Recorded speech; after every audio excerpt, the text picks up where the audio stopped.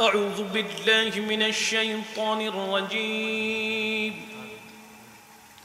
بسم الله الرحمن الرحيم ومن يطع الله والرسول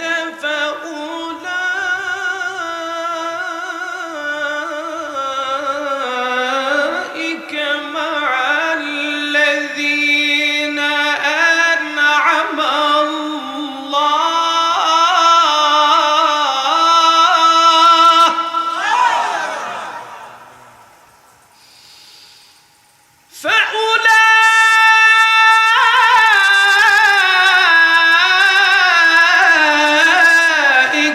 مع الذين أنعم الله عليهم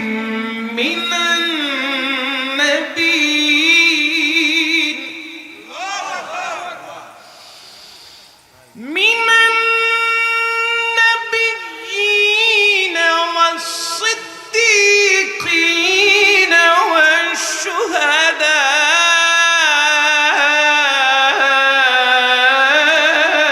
والشهداء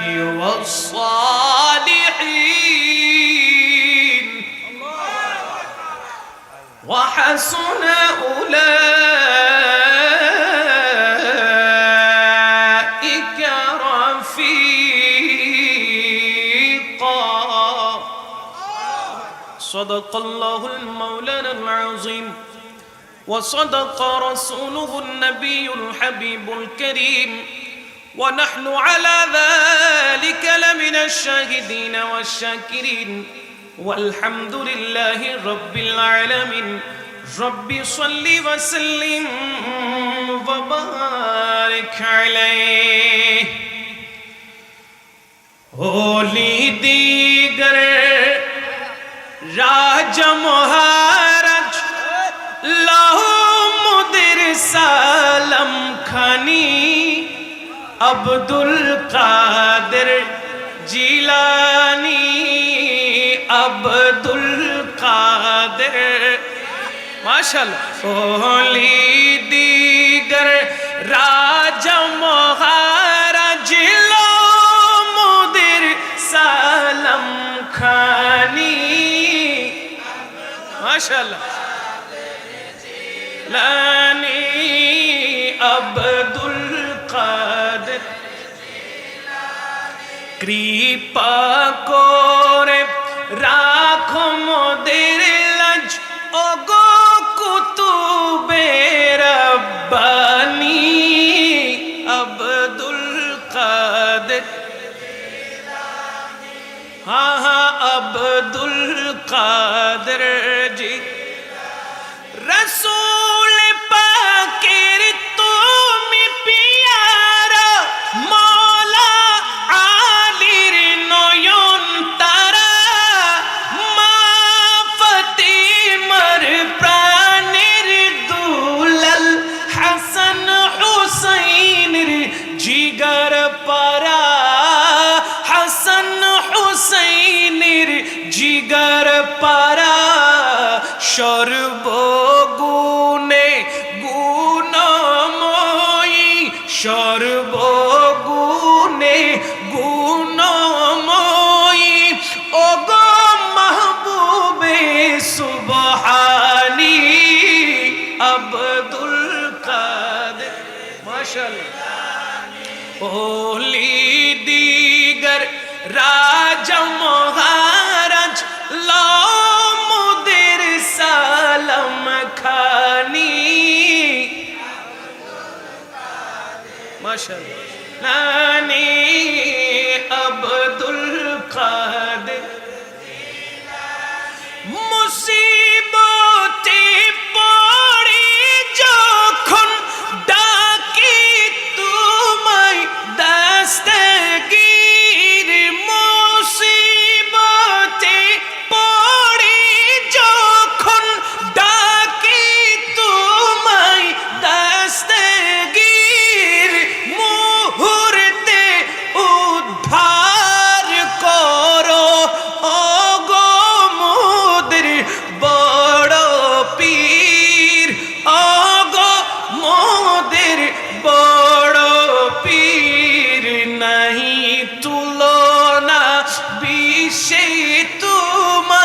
নাই তুলনা বিশ্বে তোমার পীরানা পীরলা সাডি আব্দুল মাশাআল্লাহ মাশাআল্লাহ আব্দুল কাদের জিলানী ওলি দিগর রাজা মহারাজ লামুদের সালাম খানি আব্দুল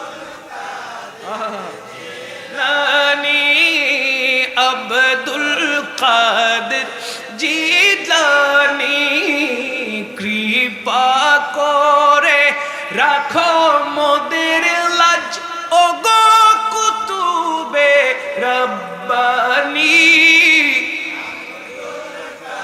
তেরে জিলানি আব্দুল। যাকে বন্ধু বলেছেন তিনি উত্তম হবে নাকি অনুত্তম হবে? দেখেন, কথা খুব সংক্ষেপে বলবো, বোঝার চেষ্টা করবেন।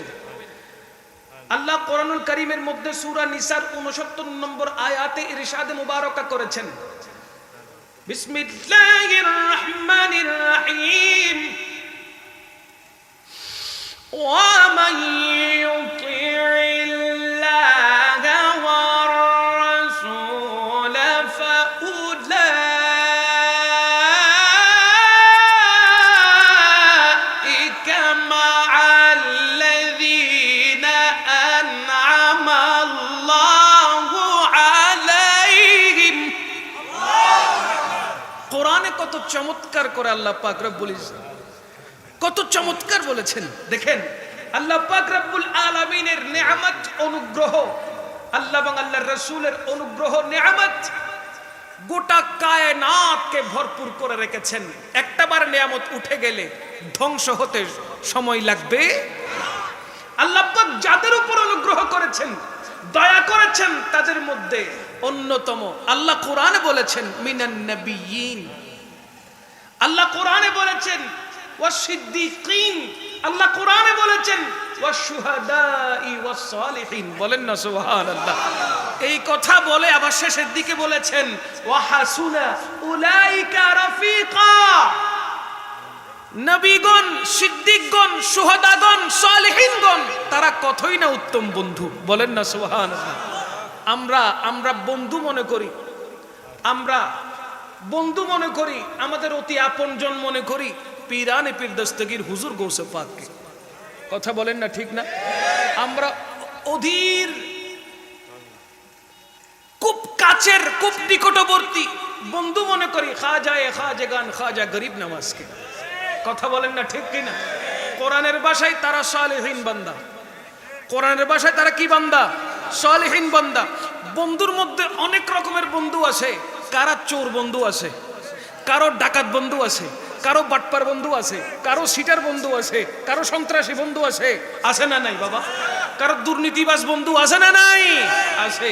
আমরা ওইসব বন্ধুকে পরোয়া করি না, আমরা তাদেরকে বন্ধু বানাই যারা আল্লাহর বন্ধু হয়ে গেছে। কোরআনের ভাষায় বিসমিল্লাহির রহমানির রহিম, আলা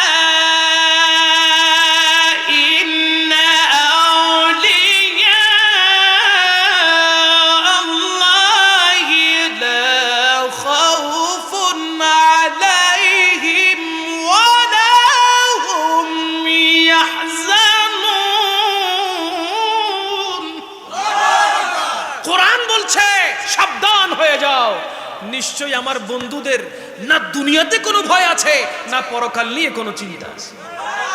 সুতরাং আল্লাহর বন্ধু যারা, আমরা তাদেরকে বন্ধু বানাতে চাই কি চাই না? যদি একটা বার পীরানে পীর দস্তগীর মেহবুবুর সুবহানী কুতুবে রব্বানী কিন্দিল নুরানি ইয়া শেখ সুলতান সৈয়দ আব্দুল কাদের জিলানী রাদিয়াল্লাহু তাআলা আনহুকে বন্ধু বানাতে পেরেছেন, আল্লাহ খুশি হবে কি হবে না? বলেন না, হবে কি হবে না? একদিকে তিনি হাসানি, অপরদিকে হুসাইনি, একদিকে আল্লাহর বন্ধু, অপরদিকে দয়াল নবীজির আওলাদ।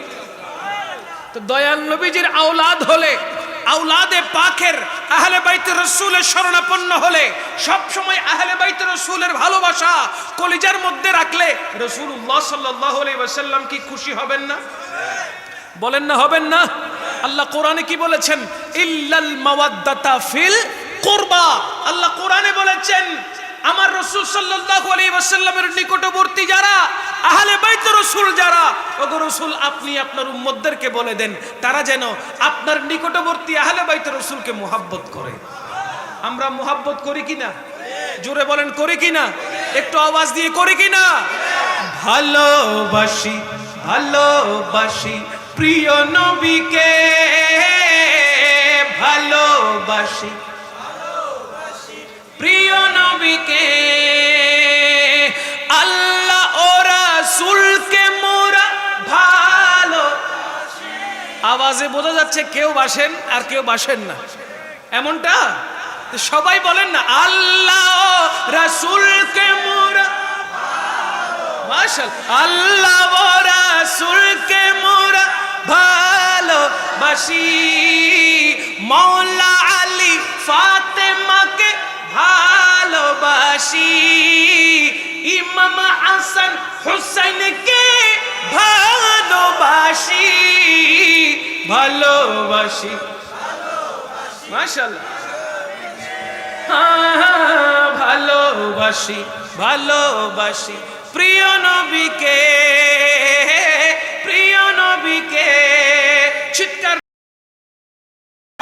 আমরা যখন গৌসুল আজমকে বড় পীর আব্দুল কাদের জিলানী রাদিয়াল্লাহু তাআলা আনহুর ব্যাপারে বিষয়ে সাহায্য প্রার্থনা করতে গিয়ে আল্লাহ তো কোরআনে বলেছেন ওয়াবতাগু ইলাইহিল ওয়াসিলা, তোমরা ওয়াসিলা তালাশ করো। পীরানে পীর দস্তগীরকে গৌসুল আজম বললে অনেকের চুলকায়, কথা কন না, ঠিক না? আমি তাদেরকে জানাতে চাই, বলতে চাই, কেন চুলকায় বাবা?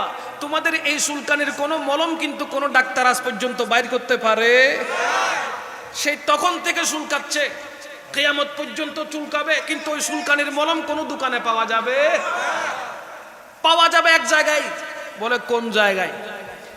কলিজাটা যেটা আছে অন্তর, ওই অন্তর থেকে নেফাকিয়তকে দূরীভূত করে ফেলো। ওই অন্তর থেকে নেফাকিয়ত দূরীভূত করো। আহলে সুন্নাত ওয়াল জামাতের পতাকা তলে একবার আসো, সুন্নিয়তের বৈঠকে একবার বসে দেখো, সুন্নিয়তের মজলিসে একবার বসো, মুহাব্বত করে তাবাররুক গুলোকে একবার গ্রহণ করো, তোমার ভিতর এবং বাহির পরিষ্কার হয়ে যাবে। আর মলমের দরকার হবে? তুমি বলছো বড় পীর আব্দুল কাদের জিলানী রাদিয়াল্লাহু তাআলা আনহুর শানে গৌসুল আজম শব্দটি বলা শিরিক হয়েছে। আমি বলবো 2024 সাল 2025 সাল যখন চোখের সামনে ভাসে বড় অবাক লাগে। শিরিক বলছো গৌসুল আজম শব্দকে, আর তোমরা মূর্তিকে সামনে রেখে হাতকে জড়ো করে ওই মূর্তির সামনে মাথা ঠেকিয়ে দিয়েছো। এটা কি শিরিক না?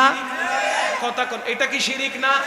মূর্তির সামনে মাথা নত করা এটা ইবাদত না শিরিক? জোরে কোন, ইবাদত না শিরিক?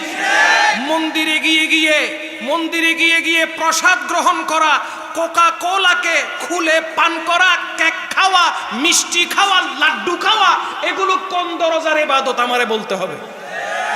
কথা বলেন না, ঠিক কিনা? শুধু একজন নয়, দলে দলে, বলেন না ঠিক কিনা? শুধু একজন নয়, দলে দলে অংশগ্রহণ করেছে। আমি বলতে চাই, আপনি হিন্দুদের কাছে গিয়ে দাওয়াত দেন, তাদেরকে বলেন যে আমাদের তো মাহে রমজানুল মুবারক চলছে, আসেন না ভাই সবাই মিলে একটু রোজা রাখবে। বড় সাত করে আল্লাহর দরবারে গরু কুরবানি দিয়েছি, গরু কুরবানি হয়েছে, একটু আসেন না গরুর গোশত খাবে কেউ? ঈদ উল ফিতর পালন করতে বললে করবে কেউ? ঈদ উল আজহা পালন করতে বললে করবে কেউ? না রে ভাই, কেউ করবে না। সবে বরাত পালন করতে বললে করবে না, সবে মেরাজ পালন করতে বললে করবে না, সবে কদর পালন করতে বললে করবে না, রমজান মুবারকের রোজা রাখতে বললেও করবে না। তারা কেন করবে না? বলে আমরা আমাদের ধর্ম নিয়ে ভালো আছি, তোমাদের ধর্ম তোমাদেরকে কলুষিত করছে। এটাই প্রমাণ করে। কথা বলেন ঠিক কিনা? একটু চিন্তা করে দেখেন, কোন মুসলমান হিন্দু ধর্ম, সেইখানে তারা ধর্মাবলম্বী যারা আছে তাদের ধর্ম তারা পালন করুক না। 1500 বছর আগে আমার নবী বলেছেন লাকুম দিনুকুম ওয়ালিয়াদিন। লাকুম দিনুকুম ওয়ালিয়াদিন বলার সাথে সাথে ফয়সালা হয়ে গেছে। তা আমি কোন কারণে, কোন আক্কেলে, কি কারণে আমি তাদের মণ্ডপে গিয়ে তাদের পূজা যারা করছে, সে যারাই তাদের ইবাদত বন্দেগী করছে, তাদের পূজা তারা করছে, আমি সেখানে গিয়ে নাক গলানোর কে? বলেন না ঠিক কিনা?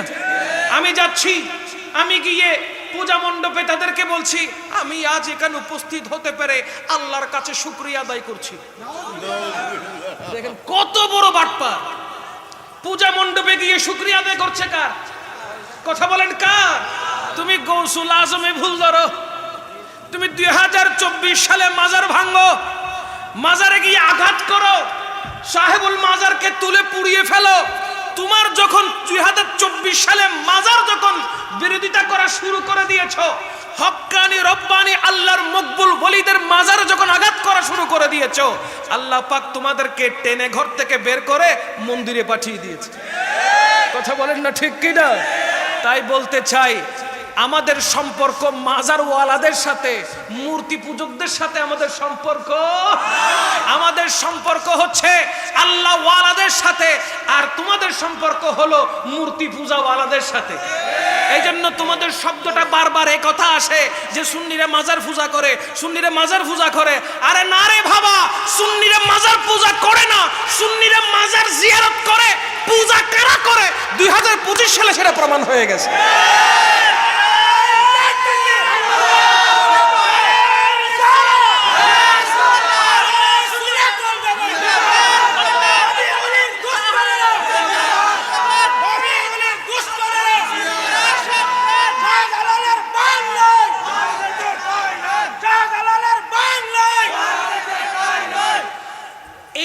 বাংলাদেশ আমরা ইসলাম পেয়েছি সুফিদের কাছ থেকে।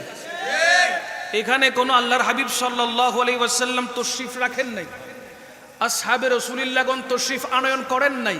আমরা ইসলাম পেয়েছি, দ্বীন পেয়েছি বাবা শাহজালাল ইয়ামানির কাছ থেকে। আমরা দ্বীন পেয়েছি বাবা শাহপরান ইয়ামানির কাছ থেকে।